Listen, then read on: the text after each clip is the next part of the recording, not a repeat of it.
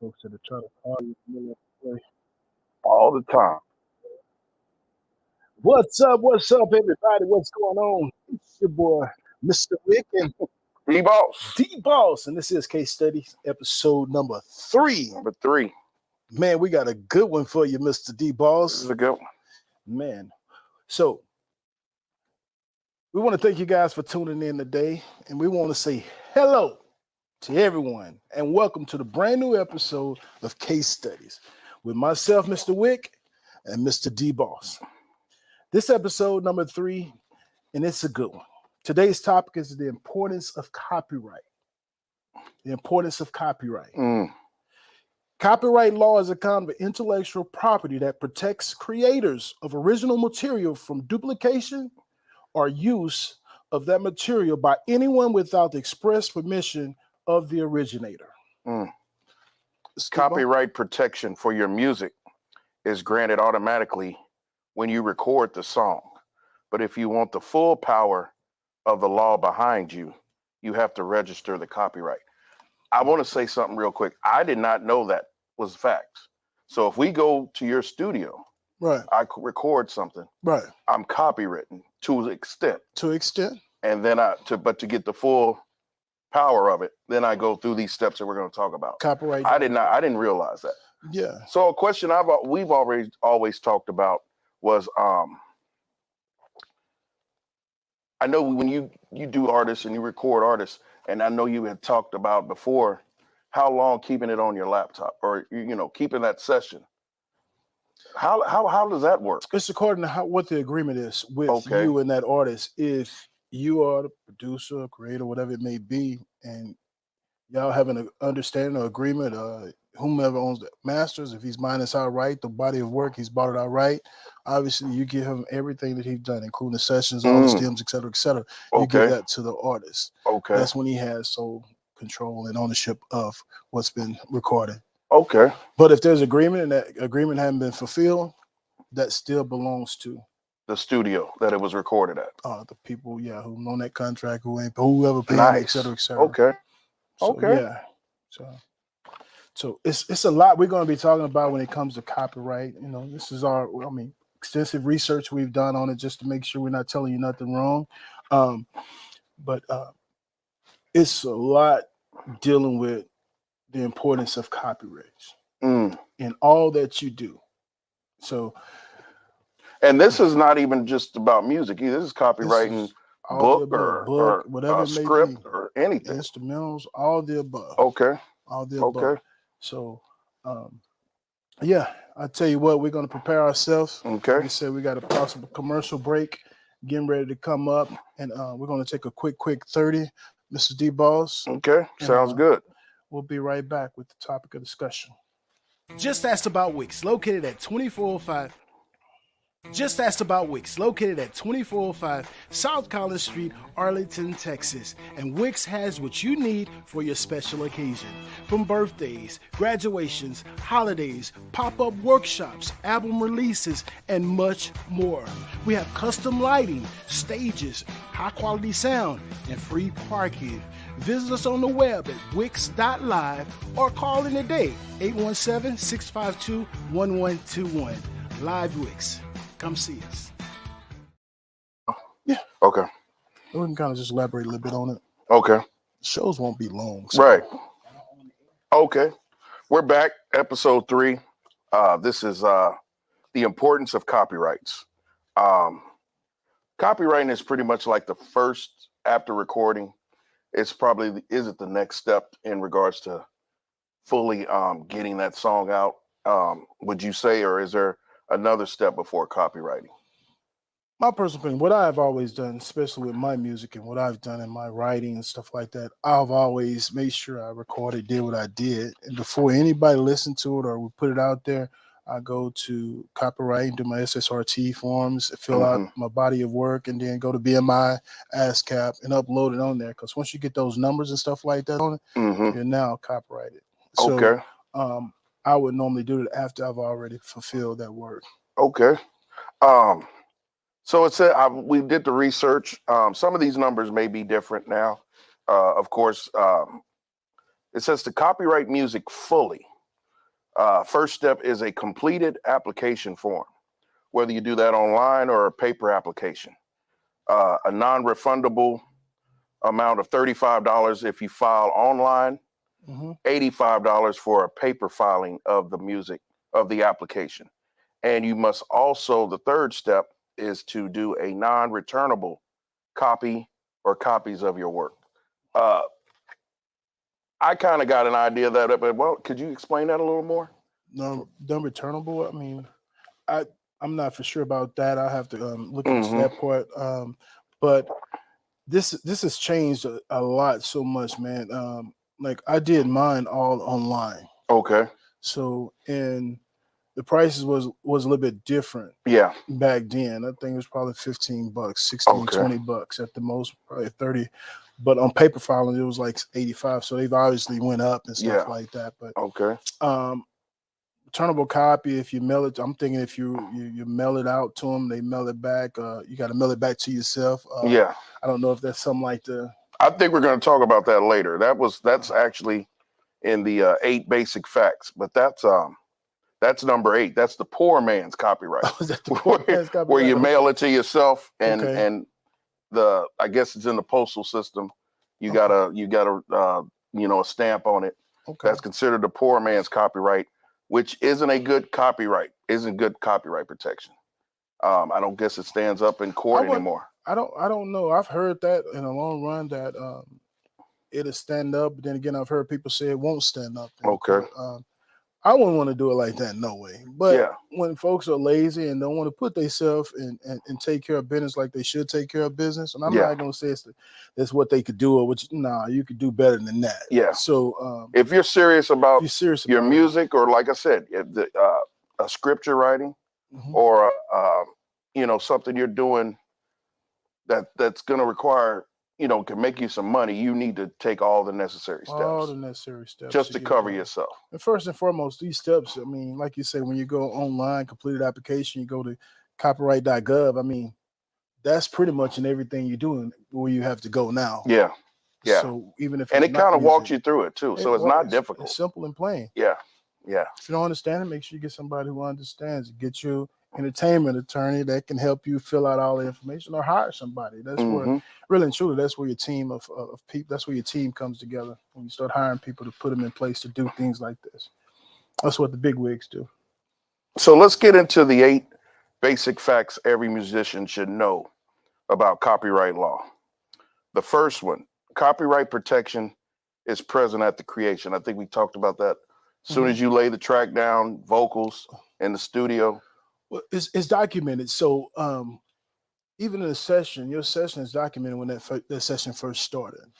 So it's saved in, like, if you go to Pro Tools, whatever DAW system you're utilizing, it saves and stores the first time you ever start recording on that song, on that piece, on that record. So all that is right there, date and time, etc. So you just got to go to the very first session, very start of that session. So it's documented and dated when you guys start. The second fact, to protect the copyright, the owner should register, which we talked about earlier, filling out the form, whether it's online or paper application, sending in the amount of the fee amount, whether it's online or paper, and then sending a non-returnable copy of that work. Yeah. The third one, and this is the one, it has a lot of breakdowns. This is where it's going to get real serious. That's true. A copyright establishes various rights for the owner. First right it established to reproduce the work. Let's talk a little bit more about that, because I'm not an artist, but I see a lot of artists go to the studio. So when they say reproduce the work, is that like doing a remix or adding someone on to that song? When you reproducing this basis, and I would look at it as like you re-recording, reproducing. You decide you don't like this one, so you're redoing different way. It might be like the song we were just listening to. Okay. You have the rights to that with your copyright. So when you reproduce somebody else's track, or your track, or whatever it may be, you got that paperwork that's letting you know that is your body of work. Would that also fall under, like, if I recorded it at Joe Blow's studio, but I didn't like the recording. I bring it to Platinum Wick Studios or another studio. Is that considered pre-producing the work? Well, it's the same body of work. So what you're doing is you're getting, and I think me personally, I think it would be you're just getting it remixed and remastered, but still the Okay. same body of work, the same, Okay. and nothing changed other than whomever's mixing, the engineer, and the master. They might hear something totally different, and you didn't like this way, Mm-hmm. you like this way better, but it's all the same stems because if you're working with somebody and they have that same body of work, you're going to ask them for that body of work that you've done. Oh, okay. So you can take it to the next studio, right? Okay. So Get that's all why your get people all be your so that's where it comes back and make sure you got the agreement that hey, I am the sole owner of this work. Okay. So I'm paying you for this work. Everything goes with me. My master's all the above. It's Okay. based on the agreement. Another right that copyright establishes is to adapt or arrange the work. So I think you kind of touched on that a little. Rearrange if they here's something different, you want to do something different, you can Yeah. make those changes and still fall under the same copyright. So the song is a song. Song's a song. Information is information. But then now you begin to go into when a lot of different people are touching that music, you begin to now you're gonna get people say, "Well, I'm a part of that work. I'm that body work." Now Mm, you got to go back into the settings of that body work and say, "Well, this person here, that person here." Now you got how many people touching that body of work. So when you go in, you're looking at okay, who's all on this piece of work now? mm, Who's all on the okay. production? Who all Who's gets all on credit? the who all's exactly who all's getting credit for this work? Okay. So that's where your percentages begin to change. Okay. That's where you get a lot of that's why a lot of people don't like folks to take it here, take it there, because it causes a lot of confusion and it causes a lot of beef. Yeah. Okay. The third right copyright establishes to perform the work. That's So, that's where your BMI ASCAP, you gotta let them know if your performance or you can get mm, paid off your work and real performances and stuff. yeah, I think that's where everybody has to know. That's where, uh, yeah, you have to notify them. Hey, I'll be here. I'll be performing, so you can get credit for your work. yeah. A lot of artists don't understand that. You Yeah, know, and even I think I know for sure BMI lets you go retro if they go back a certain like 6 months if you've done it live shows and it costs, man. yeah. It costs, and I think they don't want to understand it because it costs. It Mm, costs a lot of money, wow. and they want to understand, but they ain't got the money to really and truly make it understand to them. Wow. Um, I mean, like I said, it's just my opinions. yeah. I think music is a continuous investment, man. Yeah. It's like playing golf. Golf is something always going. It's like Yeah. There's a new club coming it's out. There's a new new club. shoes, It's like new golf music. balls. Everything is a continuous investment. Yeah. It's something always new coming. Okay, what else you got better? Okay, crap, I got to go spend $1,000 here, $1,500 here, Yeah. $500 here. It's a continuous investment. That's what music is. And you as an artist, it's a continuous investing in yourself Mm, and all that you do within your gift. yeah. Another one establishes the right for the artist to display, distribute, and or sell copies of that particular work. Yeah, I mean, whoever you sign with, if you got CDs and stuff like that, a lot of artists buy their own CDs and sell their product. So as an So independent artist, before you can sell that work, it has to be completely copywritten. no, no, That's not what that's saying. no. Oh, It don't. okay. I mean, this is the legal. This is the way we can keep track and all the above on your work. Okay. But no, there's plenty of people bootleg I got the know. back of That's their what truck, got the yeah. back of their car, who got CDs and got music, ain't got no ISRC codes, ain't got no barcodes, ain't got none of that stuff Yeah. associated with that song. So um, it goes back to Nielsen SoundScan. A lot of people don't understand Nielsen SoundScan. Some of these SoundScans that tracks every time your record is played. There's an Mm, ISRC code that that's generated in every song that you do. It's like a barcode for every bottle of drink that you have. There's a barcode with a different number, but it all comes back to that brand, that name. mm, So ISRC code has to go on every single one of those songs where it can be tracked if it get played. So therefore, you can get paid off your music. So you got it. That's why you gotta invest. This is serious. You can't just. It's more than just Have going in the stuff. studio recording. It's a lot more. That's the easy part. Yeah. That's We the always part. say that. And then another one. Like I said, I truly believe that there's a lot of artists out here that are very, very lazy, and it ain't necessarily music artists. They're lazy when it comes to paperwork. They're lazy when it comes to even work. They're lazy when it comes to marketing. Lazy when it comes, man. There's a lot of artists out here that feel like, okay, I'm gonna make it in my music, but you know what? I'm just gonna do my music, but I ain't gonna work. I'm just gonna allow my music to make money. No, you work, you do what you have to do to put into your music. Yeah. Therefore, you still got bills. You still got to pay for the roof that's over your shoulder, over your head. Yeah. So this one kind of confused me, Mr. Wick. But I need these glasses. It says it gives the artist the right to incorporate the work with visual images. So is that like shooting a music video for that particular song, or? I would take. I mean, from I understand it. Yeah. I mean, what you think? I mean, I was thinking a visual is like some type of image, a picture, video, whatever it may be. TikTok. I mean, that's all a part of yours. It goes back to the paperwork. Yeah. Like, who is the one that's gonna get paid? Whose song is this? Yeah. Who's the writers? Who composed? Who wrote? Who recorded? Et cetera, et cetera. Who owns this work? That's the ones that are getting paid. So every time we download or we click on stream, whatever it is, you guys getting, whether it's a penny, whether it's 5 cents, a dime, whatever it is. I don't think it's a dime, but whether it's 3 pennies or a penny, whatever it may be, they getting paid off of it. Number 4, copyright protection is for more than a lifetime. I didn't know it. I didn't know that. You own it. Yeah. You own it. You own it. It's yours. Wow. It's yours. Like I got Bamalade. Can't nobody take that trademark from me. Yeah. I own that. Yeah. It's trademark, registered. Yeah. All that. That's me. The drink, the mix, all that. That's mine. Yeah. Number 5, for copyright purposes, a sound recording is separate from a composition.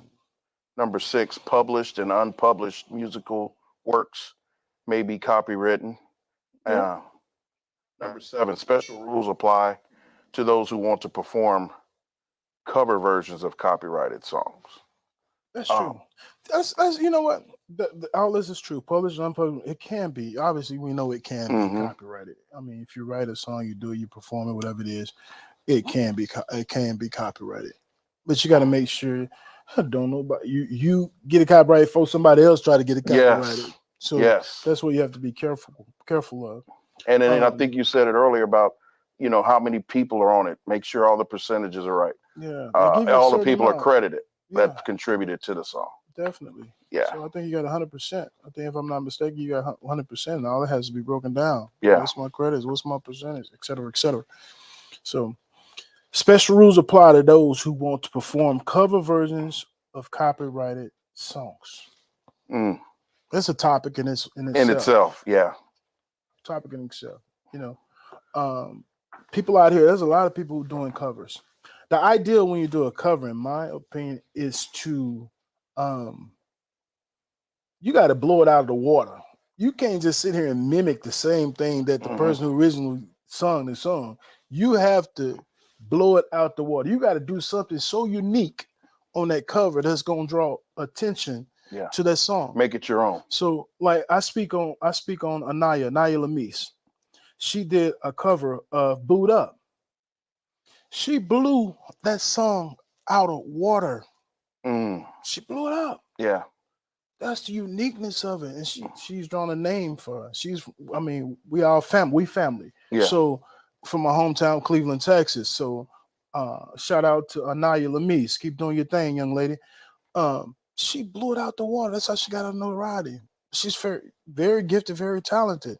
So when you do a cover, don't sing the cover as if you're the same person that wrote it. Yeah. You got to do something unique with that cover. And I see that a whole lot, especially around here. You got to get you a team of writers. Yeah. You got to get you a team of people who's going to work with you to write. If you can't write or if you don't know how to do what you need to do, get people on your team that's going to really and truly help you. Yeah. So it does take special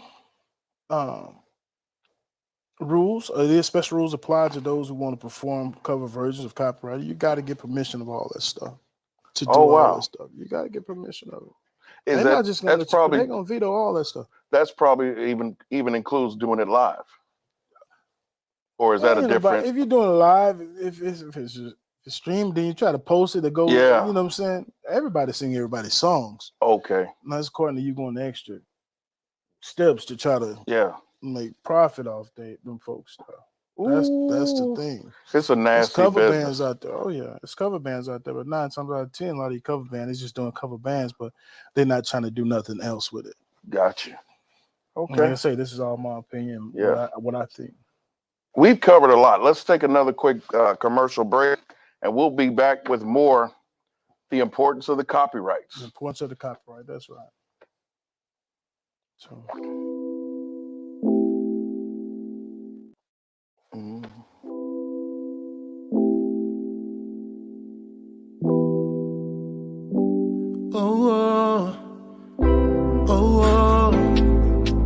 Family quarantine. Get you some family quarantine. Get you some. Family. Get you some family. And get personal. Family. Get you some.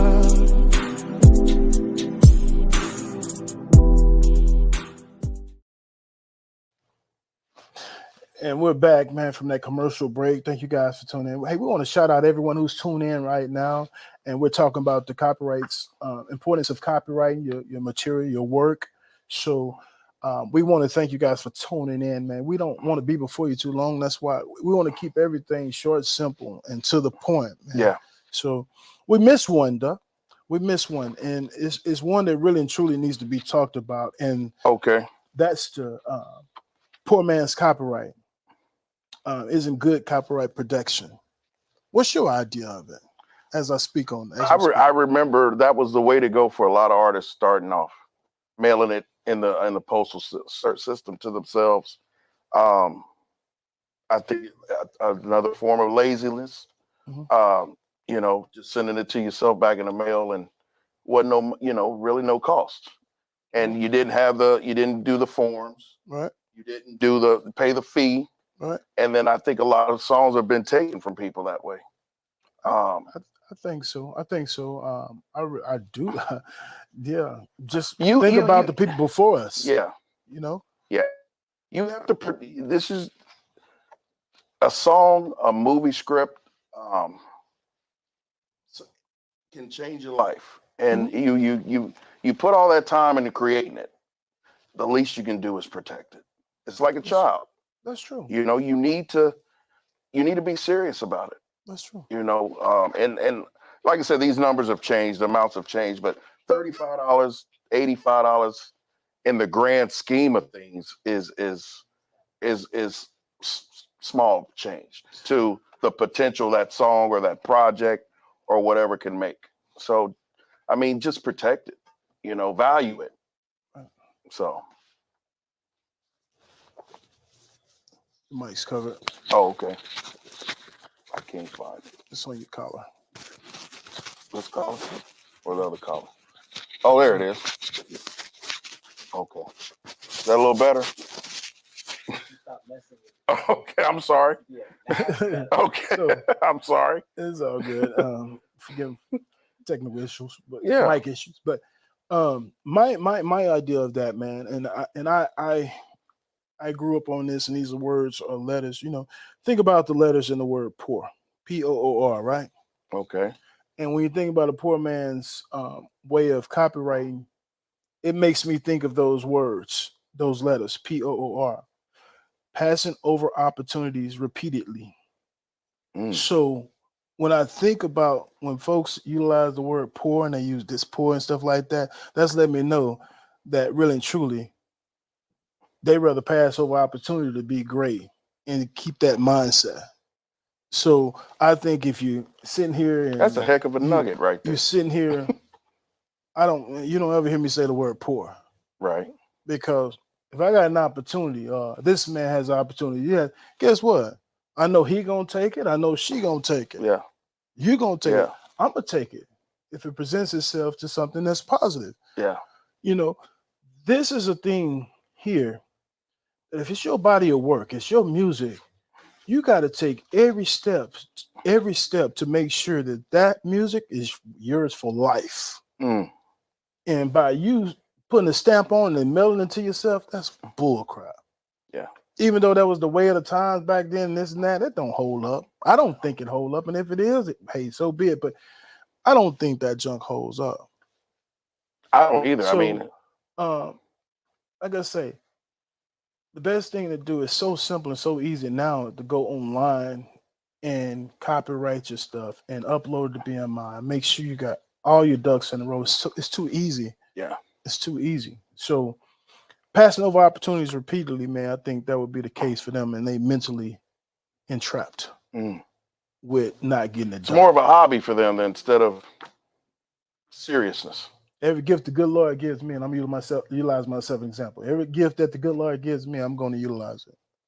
I'm gonna do everything Yeah. to make sure it's for life. Well, we always say one song, one idea Mhm. can change you for the rest of your life. You just had a guy in your concert. You just had a Mhm. guy in concert. What, last Wednesday? Yeah. Afro Man. He's known for what? The That single, one song. Because That I Got song. High. He had the right people behind him. That man's getting paid for a lifetime on that Yeah. song. His kids and grandkids getting And paid generational. so, I mean, why not do the right thing? Why not go ahead and just make sure you got all the steps in order to make yourself great, to make your body work great. Even if it don't make it to the commercial rams of music, it's still yours. You can go back on decades and decades Yes. with the It's still kids, part of your grandkids can hear catalog. you. So Yeah. yeah. So Yeah. so stop saying that you can. Oh, I just put it in the mail and mail it to myself. And there's still some people that try to do that. It's It's some crazy still as people hell. out here working don't have any music copywritten. A lot of them. A lot of them. A lot of them. That's scary. And it's gonna take more. It's gonna take more than $50 or $85 an hour or $55 to get your masters and stuff like that. You got to sit down and write a doggone because you don't own those masters to it. Sign, still delivers that you have credits and stuff on that music. Hey, Mm. because the engineer, the producers, the engineers are the ones that's making your voice, your Mm. lyrics. You're right. You still got to pay that man credit if that song go. You don't just pay him for the hourly and they Wow. record and you gone. Wow. No, they still got that stuff time stamped in your system. Wow. And that's for life. As long as you pull out that system, they got it. You can put everything down on a flash drive. Yeah. You should be Put walking it in out safe. with everything. If the agreement, If the agreement is met. agreement is there. Yeah. Wow. I learned a lot from this episode, and I'm not an artist. I mean, you guys are artists, right? Y'all, I mean, are we saying anything wrong? So, yeah, I mean, people don't realize you go to a studio, man, all that stuff is marked. Yeah, I get credit. Well, what's my credit? What's my points? That's why you hear folks talk about credit, your points, et cetera, my percentage. If it goes here, you still got to pay that man other than just the hourly rate you paid him. Mm. You're just paying for the studio time to be there and Yeah. record. Yeah. Now you got that process. Yeah. And that's a whole nother It's a episode. whole nother ball game. For real. A whole nother ball game. But you got to think about it. Artists don't realize, but artists that come into a studio, guess what? They paying for your knowledge. They paying for your expertise. Mm. They paying for you to make their music compete with what's out there today. Right. So, and it's a huge that's market. Credits. That's what a percentage in the credits. Oh man, hey, I did this, make this compete and this and that. Yeah, you got your input on it, but still, you ain't touching that machine and making it happen yourself all together. Mm. So you still have to take care of it. Artists, be aware, man. Make sure you know all that stuff. Yeah. I'm an artist. I sing gospel music, so I write gospel. I do a lot of that, so I have to make sure that my stuff is on point too. But I guarantee you can go to BMI, any song that I got out there, you got ISRC codes, you got all this stuff, BMI, everything's copywritten, everything's uploaded. So anytime I perform it, I've got royalty checks before. Mm. So yeah. So make sure you guys do that, guys and gals. That's a good topic. Man, we're going to take another quick commercial break, man, and we're going to be right back with you with our closing remarks. And we'll get out you guys' way. Okay, sounds good. Coming to the Metroplex, September 2021. Live Wix presents the Mellow Soul, an open mic Thursday. Calling all artists. If you're a rapper, R&B, spoken word, poetry, we want you in the building. Mellow Soul Thursdays, right here in Live Wix, 2405 South Collins Street, Arlington, Texas, from 9 p.m. to 12 a.m. every Thursday, September 2021. Come on out. We want you in the building.